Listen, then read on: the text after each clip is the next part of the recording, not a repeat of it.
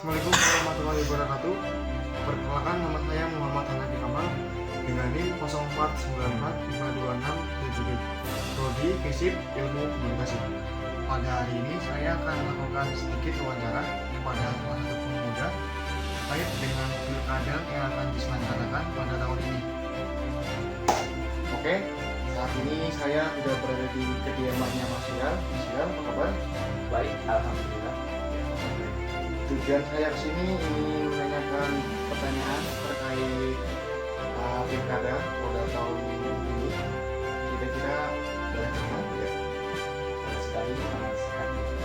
Terkait pilkada yang akan datang pada tahun 2024. Menurut Mas Hilal nih sebagai anak muda terkait pilkada yang akan dilaksanakan di Banyumas itu seperti apa?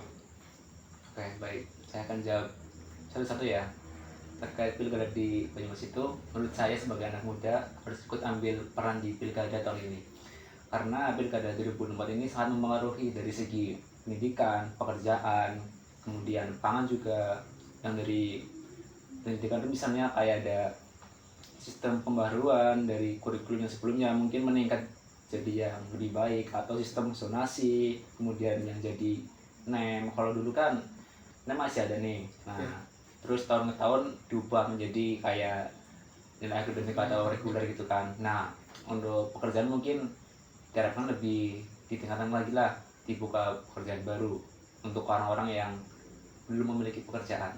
Nah, kemudian dari pangan itu sangat berpengaruh buat kedepannya, karena kalau kita tidak bijak dalam memilih pemimpin, dan juga yang kena imbasnya, dan juga seluruh masyarakat Banyumas. Nah, sekarang kan sudah ada kemajuan di Banyumas, sudah ada 1000 lebih TPS, dan di Sokaraja sendiri itu ada 132 TPS. Nah, itu sangat dimudahkan bagi masyarakat setempat, karena sebagai anak muda itu kan nggak pengen ngantri, pengen cepat gitu kan. Nah, makanya diperbanyak TPS-nya. Begitu saja menurut saya. Untuk pertanyaan selanjutnya, kira-kira paslon kepala daerah kita itu seperti apa ya di mata Mas Hilal? Oke, yang pasti kalau bicara soal paslon harus memiliki visi dan misi tujuan yang bagus untuk membawa Banyumas ke jenjang yang lebih maju. Nah, selain itu ada juga saya sebagai anak muda nih melihat juga dari kinerjanya. Mereka tuh bekerjanya buat siapa sih? Apa buat diri sendiri atau buat masyarakat?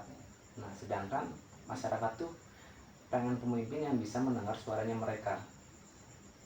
Nah, kalau kita memiliki pemimpin yang diarahkan masyarakat, tentunya kita bisa ada koneksi antara masyarakat dengan pemimpinnya.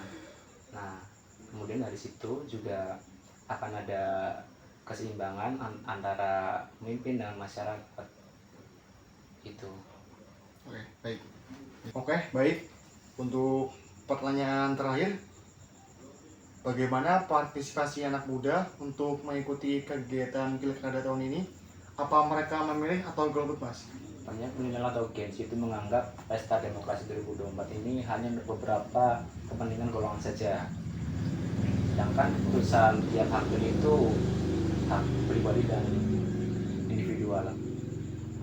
Mungkin dari saya sebagai Gen Z yang sudah cukup umur untuk ikut berpartisipasi di pilkada serentak, saya akan mengajak rekan-rekan saya untuk menghindari golput tersebut. Mungkin dari banyaknya Gen Z menganggap bahwa pilkada ini nggak berpengaruh buat kedepannya. Nah, maka dari itu kita harus sosialisasikan buat muda-muda nih agar tidak terarah kepada golput. Itu ya. Oke, baik. Terima kasih ya Mas Hilal atas waktunya. Semoga sehat selalu. Siap, semoga sukses selalu juga buat mas saya. Ya. Terima kasih.